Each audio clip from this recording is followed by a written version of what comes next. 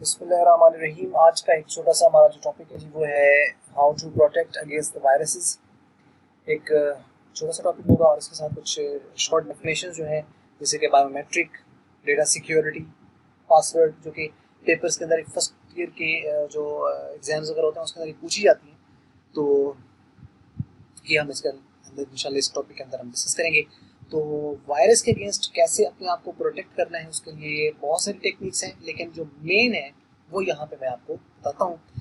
पहला है do not open unknown links and emails. अगर आपको कोई ईमेल आती है और उसके अंदर कोई लिंक है, या आपको कोई व्हाट्सएप आता है, या आपको कोई वेबसाइट के जरिए से किसी तरीके से भी किसी भी सोर्स से आपके पास कोई ईमेल आता है जो कि अननोन है, जिसको आप जानते नहीं हो, या किसी ऐसे दोस्त ने, ऐसे फ्रेंड जो कि आप जिसको पता ही नहीं है, या आप किसी ग्रुप के अंदर हो और वहां से आपका आता है और अगर इसके लिंक पर क्लिक करें तो वो लिंक के ऊपर क्लिक करने से उसके अंदर एग्जीक्यूशन, आप देखें ना कि एग्जीक्यूशन होगी तो वो आएगा।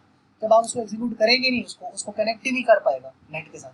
हाँ, नेट नहीं चल रहा, आपने कनेक्ट कर भी दिया तो कोई फर्क नहीं पड़ेगा, लेकिन वो क्या है, लिंक है, वो आपको इंटरनेट से कनेक्ट करेगा। जैसे ही करेगा तो उधर से आपका वो एक्टिवेशन के जरिए से वायरस आ जाएगा।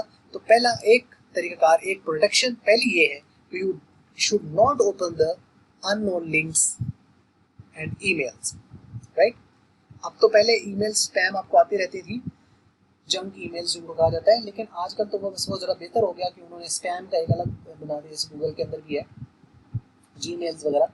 तो वो जो भी स्पैम वगैरह आती है तो वो अलग से कर दिया था। यूट्यूब के ऊपर भी आप बात दफा आप देखें, आपके चैनल के ऊपर कुछ लोग जो है वो लिंक्स अपना पेस्ट कर देते हैं, तो यूट्यूब के अंदर भी ऑप्शन है कि वो लिंक उनका वो डिस्प्ले नहीं करता, दूसरे लोगों को नहीं होता, वो आपको आता है, जो चैनल का जो क्रिएटर होता है उसको शो होता है। आपको भी आते होंगे सारों को, अगर आप चैनल वगैरह के ऊपर आप काम कर रहे हैं। तो वो क्या होता है, लोग ऐसे ही अपना लिंक पेस्ट कर देते हैं। जब वो लिंक पेस्ट करते हैं तो वो उनको लगता है कि पेस्ट हो गया, कमेंट हो गया मेरे तरफ से, लेकिन एक्चुअल में वो नहीं होता। क्यों नहीं होता? क्योंकि उसको वो जो लिंक होता है ना, वो फिर जो क्रिएटर होता है उसको डिस्प्ले किया जाता है कि लिंक भेजा गया है, आप इसको अप्रूव करते हैं। अगर वो अप्रूव करते हैं तो फिर वो डिस्प्ले होगा, अगर वो नहीं करता तो अप्रूव नहीं होगा। तो लिंक्स वगैरह अननोन जो है वो ओपन नहीं करने चाहिए। And do not open unknown folder and file. कोई ऐसी फाइल है जो कि आपको पता है कि ये फाइल मैंने क्रिएट नहीं की है, मेरे सिस्टम के अंदर पता नहीं कहाँ से आ गई, कहाँ से ये फोल्डर आ गया है, अगर आप उसको ओपन करेंगे तो एक्सिक्यूशन स्टार्ट हो जाएगी, वो भी एक प्रॉब्लम है, तो वो नहीं ओपन करना चाहिए। Scan USB connected to your computer before use. तो जो यूएसबी आप कनेक्ट कर रहे हैं उसको सबसे पहले स्कैन करें, एंटीवायरस जो आपके पास हो उसको स्कैन करें। अगर आप स्कैन करें बगैर उसको ओपन करें, एक्सप्लोर करें, उसके अंदर हो सकता है वायरस हो, तो वायरस आ सकता है। तो ये भी ये प्रिकॉशन है और कोई बात नहीं है। उसके बाद है कि use an updated antivirus to protect against the viruses. अगर आपने कोई एंटीवायरस किए, कुछ फ्री भी हैं आपके पास जो है वो, जिससे अवास्ट है, तो वो फ्री एंटीवायरस है, ठीक है। तो अवास्ट फ्री एंटीवायरस के जरिए से आप उसको जो है उसको ऐड भी आज यूट्यूब पर काफ़ी दफा चल रहा है, तो वो उसके जरिए आप प्रोटेक्ट कर सकते हैं। साथ साथ अगर आप उसको अपडेट करते चले जाएं तो उससे क्या होगा, फायदा होगा कि जो कुछ वायरसेस हैं वो आपके लेटेस्ट, चूंकि हर रोज नए नए वायरसेस बन रहे हैं, तो अगर आप अपडेट नहीं करेंगे तो पुराने तो पकड़े जाएंगे, लेकिन जो लेटेस्ट वायरस होगा ना वो नहीं पकड़ा जाएगा, इसलिए उसको अपडेट करना जरूरी है। तो आप एंटीवायरस यूज करें, उसको आप अपडेट करें।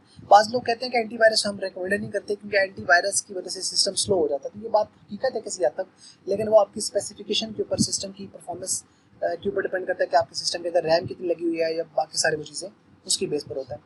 तो खैर ये आ जाता है। Enable your system firewall.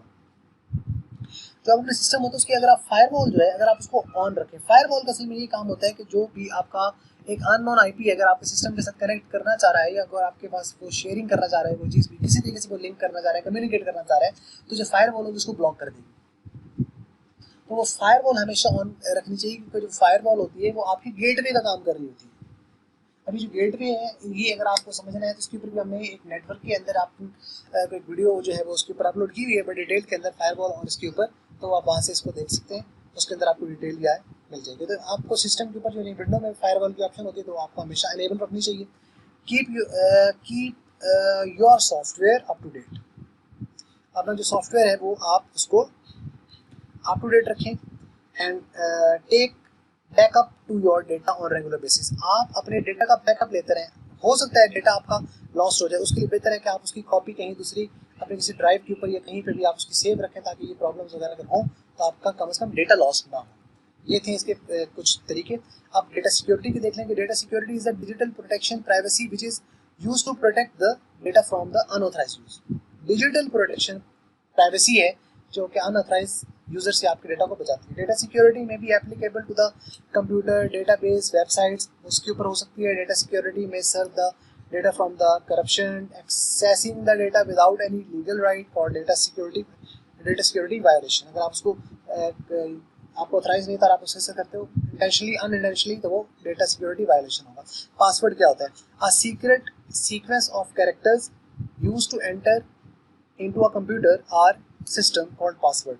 Password may contain the number, alphabet and special characters वगैरह भी contain कर सकता है। Biometric, a computer security technique that uses the physical identification of the person to make the access to a system। यानी इसके अंदर कोई, यानी जो बायो कहते हैं, यानी इंसान की कोई भी प्रॉपर्टी, जैसे उसके फिंगरप्रिंट्स हैं, उसकी आंखों का रेटिना है, उसकी बेस पर, कोई बेस पर भी उसका हो सकता है, वो उसका बायोमेट्रिक बेस पर होता है। तो बायोमेट्रिक आइडेंटिफिकेशन स्कीम में भी आप फेस, आई, हैंड, थंब, फिंगर वगैरह कुछ भी हो सकता है। Security violation, an attempt which is made to have an access to an unauthorized system is called security violation. Security violation is a punishable by law। ये हैकिंग वगैरह जो भी है, ये सारे सिक्योरिटी वायलेशंस के अंदर, और ये पनिशेबल बाय लॉ है, इनसे हमेशा बचना चाहिए। ये थी आज की वीडियो। उम्मीद करते हैं अच्छी लगी होगा। आपको अच्छी लगी तो लाइक कर लें, अच्छी नहीं लगी तो कर लें डिसलाइक, और वीडियो देखने का बहुत बहुत शुक्रिया।